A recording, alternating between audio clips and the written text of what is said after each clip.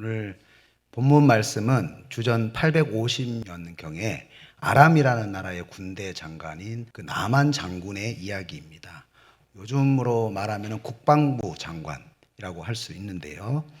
나만은 아람이라는 그 나라에서 왕 다음으로 인기와 명예를 얻었던, 재산과 권세가 대단했던 사람이 바로 나만이었습니다. 그런데 이 나만 장군에게는 한 가지 문제가 있었어요.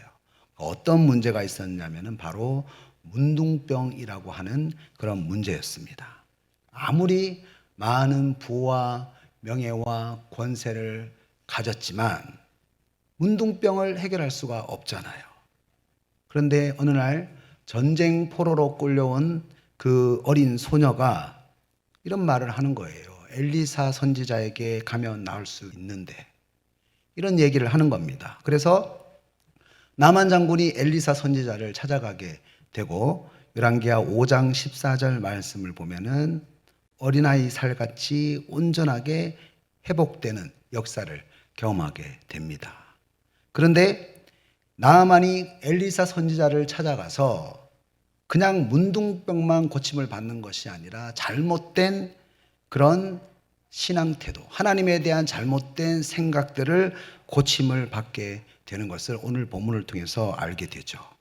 우리도 하나님 앞에 나아갈 때에 하나님을 잘못 생각하는 그릇된 신앙적인 태도와 생각들이 있는 거죠. 오늘 나만의 그 치유 과정은 잘못된 신앙의 태도를 고침받는, 문둥병만 고침을 받는 것이 아니라 모든 신앙적 태도를 고침을 받는 전인적인 회복의 역사라고 할 수가 있습니다. 우리들도 이렇게 전인적인 회복의 역사를 경험해야 합니다. 사회는 계속해서 발전하고 있죠. 우리의 생활을 계속해서 편리하게 만들고 풍요롭게 만들어주는 사회가 우리 앞에 도래해 있습니다. 그런데 이렇게 화려하게 발전된 그 세상 속에서 우리가 잃어버리는 것이 있습니다. 더 많은 것을 우리가 소비하고 있지만 우리 마음 가운데의 평안을 잃어버렸어요. 기쁨을 잃어버렸어요. 인격은 더 작아진 사회의 모습을 우리가 보고 있지 않습니까? 과학은 발전하고 있고 학력은 더욱더 높아지고 지식은 많아졌지만 여러분, 사회를 한번 보십시오. 죄악이 가득합니다. 그래서 파스칼은 이런 얘기를 했습니다. 인간은 누구나 작은 구멍을 하나씩 세상에 가지고 나온다. 사람들은 그 구멍, 뚫려 있는 그 구멍을 돈으로, 명예로, 혹은 권력으로, 쾌락으로 그 구멍을 메워보려고 하지만 모두 실패하는데 결국 그 구멍은 하나님만 메울 수가 있다. 여러분, 하나님만이 내 영혼을 만족시킬 수가 있어요. 여러분, 아무리 좋은 것을 우리가 가진다고 할지라도 그때뿐이에요. 여러분, 최신형 핸드폰을 내가 구입했을 때 그때 너무 좋잖아요. 그런데 시간이 조금 지나면은 우리 가운데 만족감이 없잖아요. 왜냐하면은 우리 마음은 하나님이 계시는 자리이기 때문입니다. 우리는 하나님의 형상으로 창조되었다는 거예요. 그래서 우리가 하나님 앞에서 온전하게 전인적으로 회복하기 위해서 어떻게 해야 할까요? 오늘 본문은 온전한 하나님의 형상을 회복하기 위해서 세 가지 모습을 말씀하고 있습니다. 첫째로, 온전한 회복을 위해서 어떻게 해야 합니까? 나의 부족함을 알아야 합니다. 1절 말씀을 보면은 나만 장군은 아람의 군대 장관이었고 왕의 신임을 받아서 크고 존귀한 사람으로 대접을 받았다는 것을 알 수가 있죠. 1절에서 아람을 구원했다고 했는데 나만 장군은 임진 그 외란 때에 명량대첩을 한 이순신 장군, 여러분 아시죠? 나라를 살렸잖아요. 그런 이순신 장군처럼 국가가 정말로 위태로울 때에 큰 공을 세운 큰 용사. 그런데 1절 말씀 마지막에 뭐라고 말씀하고 있습니까? 큰 용사라고 하는 그런 옷을 입고 있지만 그 속은 나병 환자더라. 나병 환자라는 약점을 가지고 있었다는 거죠. 그래서 나만이라는 그 이름의 뜻이 뭐냐면은 즐겁다라는 뜻이거든요. 그런데 결코 즐거운 삶을 살 수가 없는 거죠. 나만 장군은 겉으로는 정말로 화려한 이력을 자랑하고 있었지만 그러나 보이는 것과 달리 그 속은, 그 실상은 고통받는 불쌍한 영혼이었다는 거예요. 우리들도 나만 장군과 같이 겉모습은 정말로 화려해 보여요. 화려한 이력을 가지고 있어요. 명예를 가지고 있어요. 권력을 가지고 있어요. 그러나 그 속은 죄로 인해서 썩어서 악취가 나는 그런 문둥병과 같은 삶을 살 수가 있다는 겁니다. 여러분, 문둥병은 전염성을 가지고 있어요. 그것처럼 죄도 전염이 됩니다. 문둥병이 사람을 파멸로 이르게 하는 것처럼 죄도 사람을 심판에 이끌어 가게 되는 거죠. 문둥병에 걸리면 아픔을 느끼지 못하는 것처럼 죄도 우리의 양심을 마비시킵니다. 이렇게 죄는 우리의 영혼을 전혀 즐겁게 하지 못하는데도 불구하고 우리들은 어떻게 살아갑니까? 화려한 옷으로, 화려한 명예로, 화려한 권력으로, 화려한 이력으로 괜찮은 척 우리의 속에 내재되어 있는 죄를 숨기면서 살아가는 거예요. 죄는 숨기는 속성이 있습니다. 환경이 좋으면 교만과 위선의 옷으로 나의 죄를 숨기는 거죠. 쾌락의 옷으로 나의 죄를 숨기는 거죠. 환경이 나쁘면 하나님이 창조하신 내 존재에 대해서 부정과 자기 연민의 옷을 입는 거예요. 여러분, 자기 연민이 죄예요. 하나님은 우리를 존귀하게 창조하셨습니다. 믿으십니까? 자기를 불쌍하게 생각하는 것은 하나님이 존귀하게 창조하신 그 하나님의 형상을 부정하는 행위예요. 죄입니다. 우리도 이렇게 거짓된 두 가지의 옷을 입고 우월감과 또 우울함이라는 그 옷을 입고 나의 죄된 모습을 숨기면서 겉으로는 괜찮은 척 포장하면서 살아갈 때가 너무나도 많다는 거예요. 그래서 오늘 본문에 나와 있는 나아만 장군의 모습은 바로 나의 모습이다. 바로 죄된 나의 모습이다 라고 생각할 수가 있습니다. 다윗은 그 우리아의 아내 밧세바 간음하고 그 죄를 숨기기 위해서 어떻게 했습니까? 그 간음죄를 숨기기 위해서 요압 장군에게 어떤 지시를 내리나요? 그 충성스러운 부하 우리아를 맹렬한 전투의 선봉에 서게 해라. 그래서 간접 살인을 하게 명령을 하지 않습니까? 그래서 요압 장군이 일부러 성 가까이 가게 해서 그 맹렬한 전투 가운데에 우리아뿐만이 아니라 수많은 군사들도 함께 죽게 만들었어요. 다윗은 자기의 죄를 숨기기 위해서, 여러분, 죄는 숨기는 속성을 가지고 있거든요. 그래서 죄를 숨기고 방치하면 안 됩니다. 그런데 다윗은 이 죄를 숨기기 위해서 충성스러운 그 부하를 죽이는 일이 가볍게 생각했다는 거예요. 우리들도 내 죄를 숨기기 위해서 다른 사람들에게 상처를 입히는 일에 대해서 너무나도 가볍게 생각할 때가 많다는 거죠. 다윗은 죄를 가볍게 생각하고 내 죄를 숨기면 되겠지, 괜찮겠지 생각하고 간음죄를 숨기기 위해서 살인죄를 저질렀어요. 그런데 하나님은 그 죄를 짓고 있는 다윗 왕의 모습을 다 알고 있었다는 거예요. 겉으로는 괜찮은 척 숨겼지만 하나님은 그 다윗의 죄된 내면을 다 보고 있었다는 거예요. 사무엘하 11장 27절 말씀에서 뭐라고 말씀합니까? 다윗이 행한 그 일이 여호와 보시기에 악하였더라. 하나님이 다 보고 계셨다는 거예요. 여러분, 위장할 수 없습니다. 아무리 큰 용사라고 할지라도 내 속에 썩어 있는 그 죄를 우리가 숨길 수가 없다는 거예요. 그 죄를 가만히 놔두면 어떻게 됩니까? 더욱더 부패하게 되는 거예요. 그 부패한 죄의 속성이 나를 이끌고 가도록 만들면은 안 된다는 거예요. 그래서 잠언 28장 13절에서 14절 말씀에서는 이렇게 말씀합니다. 자기의 죄를 숨기는 자는 형통하지 못하나 죄를 자복하고 버리는 자는 불쌍히 여김을 받으리라. 항상 경외하는 자는 복되거니와 마음을 완악하게 하는 자는 재앙에 빠지리라. 아멘. 그렇습니다. 우리에게 치유함이 일어나려면 어떻게 해야 됩니까? 나의 부족함을 인정해야 돼요. 나의 죄를 인정해야 됩니다. 나의 죄를 자복하고 하나님 앞에 그 죄를 회개해야 됩니다. 내 죄를 합리화하고 있는 그 가면, 그 옷을, 괜찮은 척 하고 있는 그 옷을 벗어야 된다는 거예요.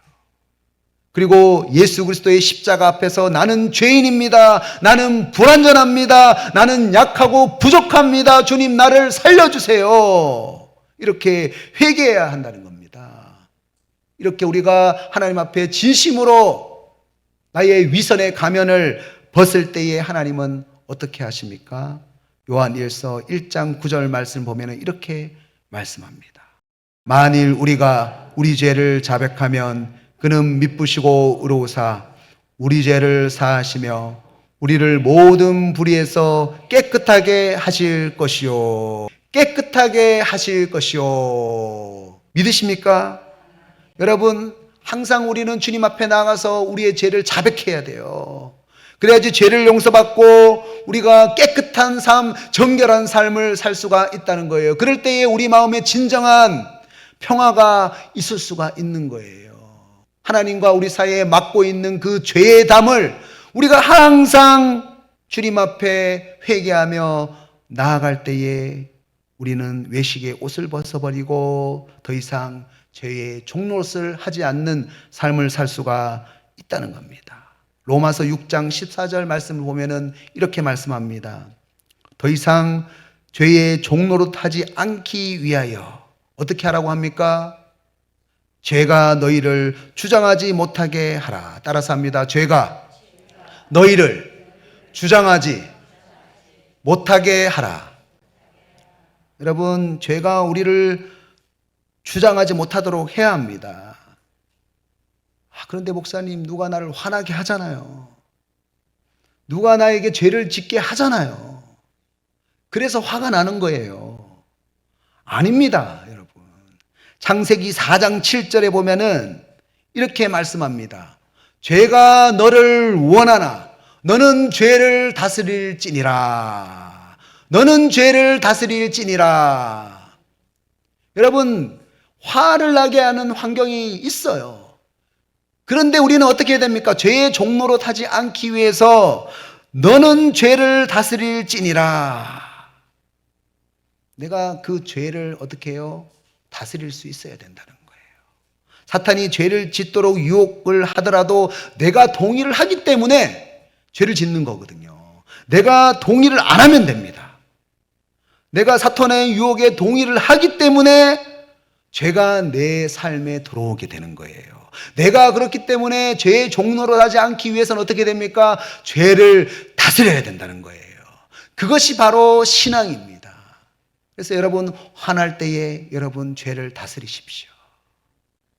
그러면은 더 이상 내가 하나님 앞에 위선의 가면을 쓰고 사는 사람이 되는 것이 아니라 나의 죄를 숨기고 합리화하면서 사는 삶이 되는 것이 아니라 온전한 정결한 삶, 온전한 회복을 이루는 삶을 살 수가 있다는 것입니다.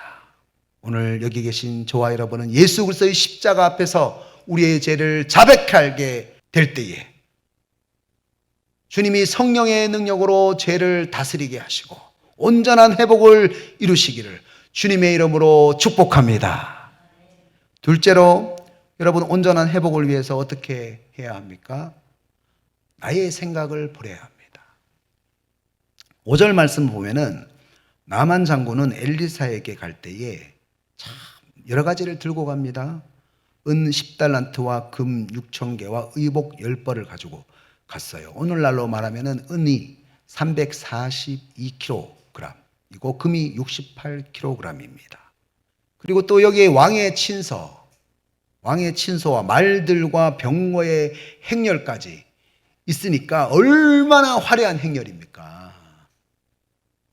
병을 고치러 가는 사람에게 사실은 이런 거창하고 화려한 행렬은 필요가 없어요. 나만 장군은 자기 병을 고치러 갈 때 이렇게 거창한 행렬로 화려한 모습으로 가야지 엘리사가 야, 이 사람 대단한 사람이구나 감동을 하면서 인정을 하고 정성껏 치료해 줄 것이다 이렇게 생각을 했습니다. 나아만의 관심은 어디에 있습니까? 병을 고치는 것보다 인정받는 것에 있어요. 그런데 엘리사 선지자는 그 아람 왕의 친서에 대한 존경도 없고 장군의 그 엄청난 선물에 대한 감사도 없는 거예요. 엘리사 선지자는 나만 장군의 이런 인정받으려고 하는 생각을 고쳐주기 위해서 내다보지도 않았어요. 나오지도 않았습니다. 그저 요단강에 가서 몸을 7번 씻으라 이렇게 말을 했어요. 그러니까 나만 장군이 분노하는 거예요. 왜 나를 인정해 주지 않느냐? 내가 어떤 사람인데? 어떤 사람입니까? 병자죠. 나만 장군이 인정받고 싶다고 하는 그 기대를 산산조각낸 그 엘리사 선지자에게 내가 누군데 나를 이런 식으로 괄시하느냐? 나만 장군은 분노했어요. 그리고 11절 말씀에서 그곳을 나를 인정해 주지 않는 그곳을 떠나면서 이렇게 말을 했습니다. 내 생각에는 그가 내게로 나와 서서 그의 하나님 여호와의 이름을 부르고 그의 손을 그 부위 위에 흔들어 나병을 고칠까 하였도다. 나아만은 그 엘리사 선지자가 자기 지위에 맞게끔 거창하고 화려한 종교 의식을 행해야 되지 않느냐, 그렇게 하면서 병을 고쳐야 되는 것이 아니냐, 이렇게 얘기를 하고 있는 거예요. 여러분, 나아만 장군이 엘리사 선지자에게 요구했던 그 화려한 종교 의식이 나를 인정해 달라고 하는 그 욕구하고 긴밀하게 연결되어 있다라는 것을 우리가 발견할 수가 있죠. 여러분, 나만 장군이 지금 무엇 때문에 엘리사 선지자 집에 왔습니까? 절대로 자기 신분을 인정받기 위해서 엘리사 선지자를 찾아온 게 아니에요. 병을 고치기 위해서 왔거든요. 병을 고치기 위해 그 엘리사 선지자를 만나러 왔습니다. 우리들도 신앙생활을 할 때에 종종 누군가가 나를 무시하고 누군가가 나를 괄시할 때에 교회를 다니는 목적을 잃어버릴 때가 있어요. 이때 우리가 나만 장군처럼 분노할 때가 있다는 거죠. 왜 나를 인정해 주지 않느냐? 왜 나를 인정해 주지 않느냐? 그런데 그것은 교회를 다니는 목적이 아니라는 거예요. 여러분, 왜 우리가 하나님의 성전에 나옵니까? 내 영혼이 고침받기 위해서 성전에 나온다는 거예요. 여러분, 나만 장군은 종들이 하는 말에 집중을 해야 합니다. 종들이 뭐라고 말을 합니까? 13절 말씀. 그의 종들이 나와서 말하여 이르되 내 아버지여 선지자가 당신에게 큰 일을 행하라 말하였다면 행하지 아니하였으리까? 하물며 당신에게 이르기를 씻어 깨끗하게 하라 함이리까 하니. 깨끗하게 하라. 쉽게 말씀을 드리면은 병원 가는 이유가 뭡니까? 절대로 인정받기 위해서 병원 가는 거 아니지 않습니까? 병원 가는 이유가, 지금 엘리사 선지자를 찾아온 이유가 깨끗하게 하기 위해서 아닙니까? 병이 낫기 위해서 아닙니까? 그렇다면 의사가 더 힘든 일을 명령한다고 하더라도 환자는 병이 낫기 위해서 시키는 대로 뭐든지 해야 되지 않습니까? 그러니까 종들의 말은 병 낫기 위해서 의사가 시키는 대로 하는 일이 뭐가 그렇게 어렵습니까? 더 크고 어려운 일이라고 할지라도 해야 되지 않습니까? 여러분, 나아만은 자기 영혼의 그 회복의 문제를 해결하는 것보다 사람들에게 인정받는 일에 더 관심이 있었다는 거예요. 마찬가지로 우리가 신앙생활하는 이유가 무엇입니까? 사람들에게 인정받기 위해서 신앙생활하는 게 아니에요. 하나님의 온전한 회복을 경험하기 위해서 우리가 신앙생활 한다는 것입니다. 여러분, 우리는 온전한 회복을 주시는 하나님의 말씀에 집중해야 돼요. 사람에게 집중하지 말고 온전한 회복을 주시는 하나님의 말씀에 집중을 해야 합니다. 여러분, 마가복음 7장 26절 말씀 보면은 수로보니게 여인이 그 자기 딸을 고쳐달라고 예수님에게 찾아왔어요. 그때의 여인은 예수님에게 충격적인 말을 들었어요. 그 다음 마가복음 7장 27절을 보면은 예수님이 이런 말을 하는 거예요. 자녀의 떡을 취하여 개들에게 던짐이 마땅치 아니하니라. 이야, 정말 충격적이에요. 개라고 얘기했어요, 예수님이. 그 사람, 그 여인이 개라는 말이잖아요. 아마 다른 사람이라면 더 이상 예수님 말씀 듣지 않고 욕하고 떠났을 거예요. 우리도 신앙생활 할 때에 이런 상황에 처하게 된다면 더 이상 나는 말씀을 듣지 않겠다. 교회를 떠나는 분들이 있어요. 그런데 마가복음 7장 28절에서 이 여인이 어떻게 대답합니까? 다 함께 이 말씀 함께 읽겠습니다. 시작.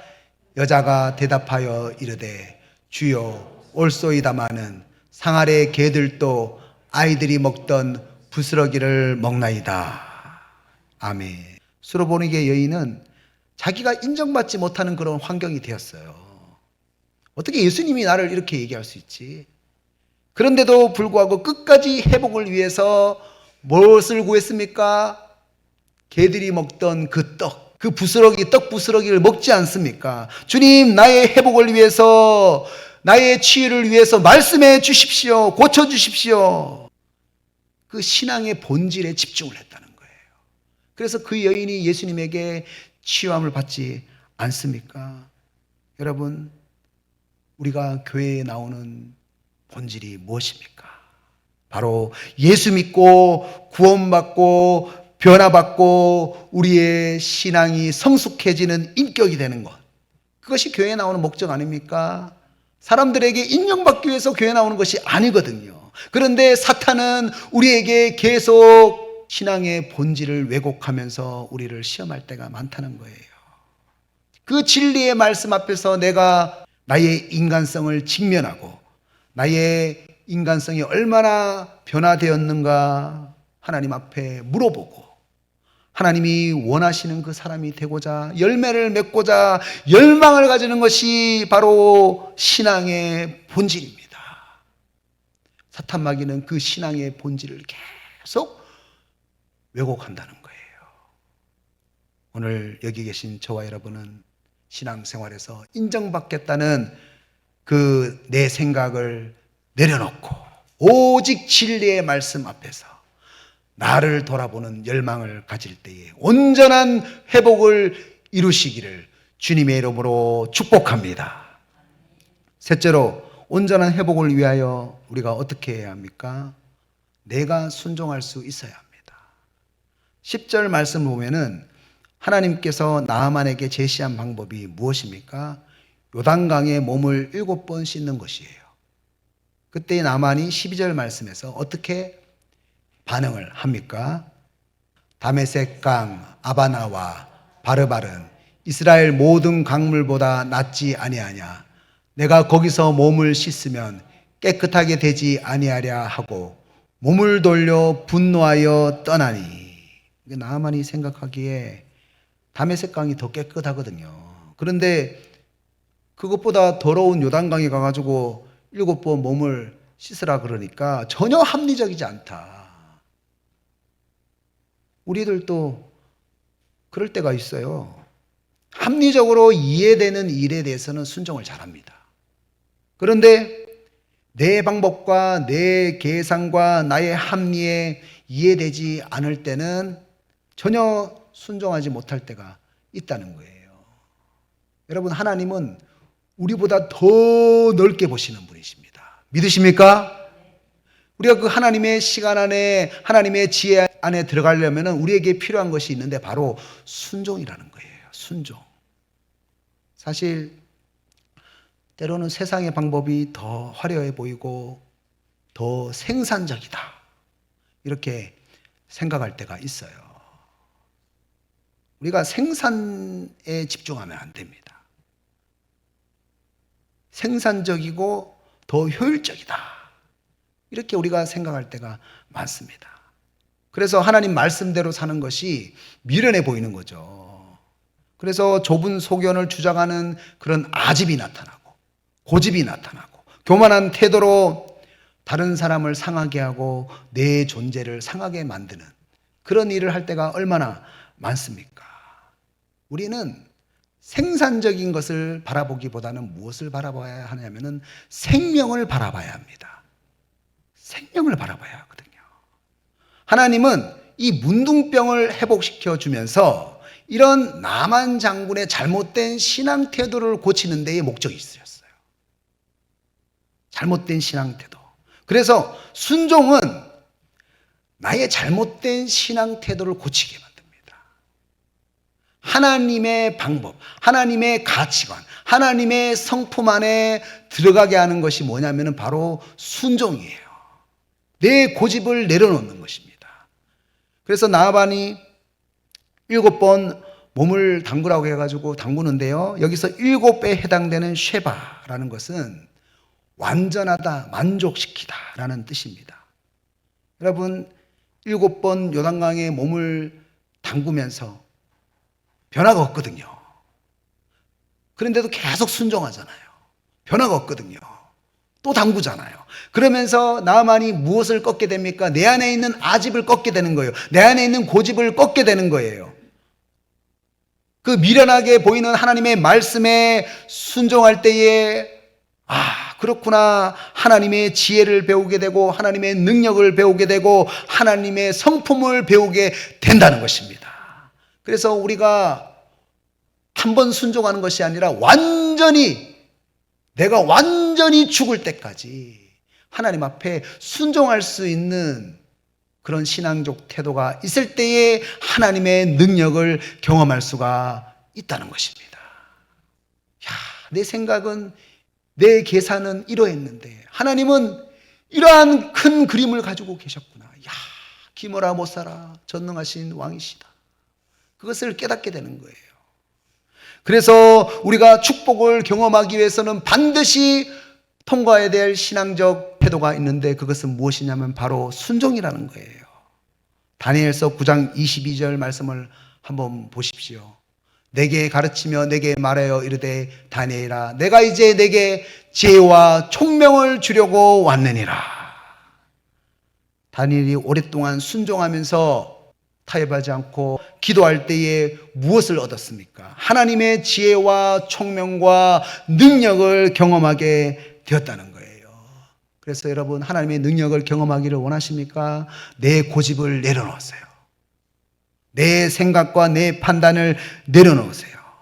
미련해 보이지만 하나님의 말씀의 가치관대로 한번 살아보세요. 세상의 방법, 그 유혹에 빠지지 말고 생산과 효율의 가치에 빠지지 말고 생명의 가치관 안으로 들어가 보세요. 그러면 주님이 우리에게 축복을 부어주시는 거예요. 하나님의 통치를 경험하게 되는 거예요. 하나님의 지혜와 능력과 성품이 우리 가운데에 나타나게 된다는 것입니다. 오늘 이 말씀을 믿음으로 나의 고집을 버리고 순종할 때에 하나님의 지혜와 능력과 성품을 배우게 되고 온전한 회복을 이루시기를 주님의 이름으로 축복합니다. 이제 말씀을 적용하겠습니다.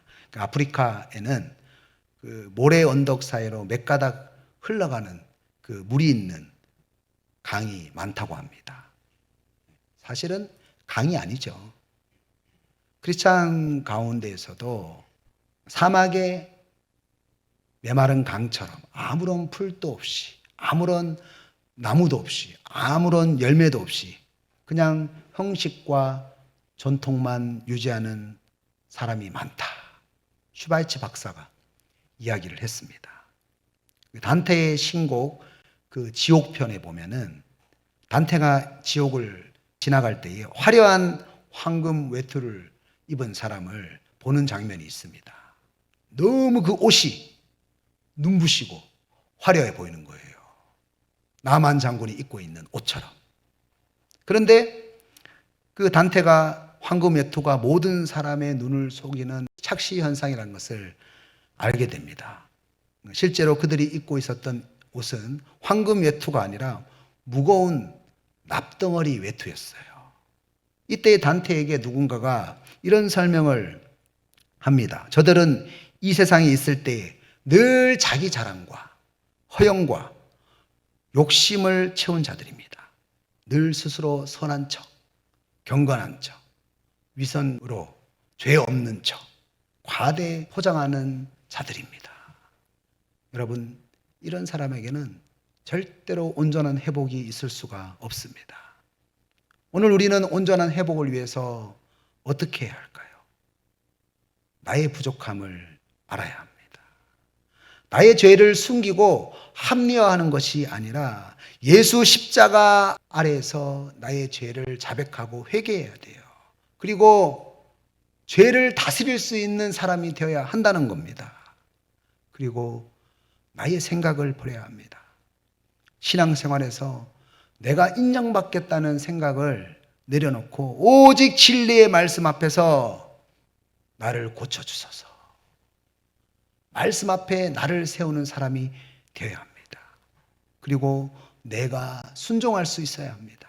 더 화려해 보이고 생산적이라고 생각하는 고집과 교만한 태도로 다른 사람들을 상하게 하고 내 존재를 상하게 하고 있지는 않습니까? 미련해 보이지만 생명의 가치관, 성경의 가치관, 그것을 붙잡고 세상과 타협하지 않고 순종하며 살아가는 그 길이 더 지혜로운 길이라는 거예요. 우리가 하나님 말씀에 순종할 때에 하나님의 지혜와 성품과 능력을 우리가 배울 수가 있습니다.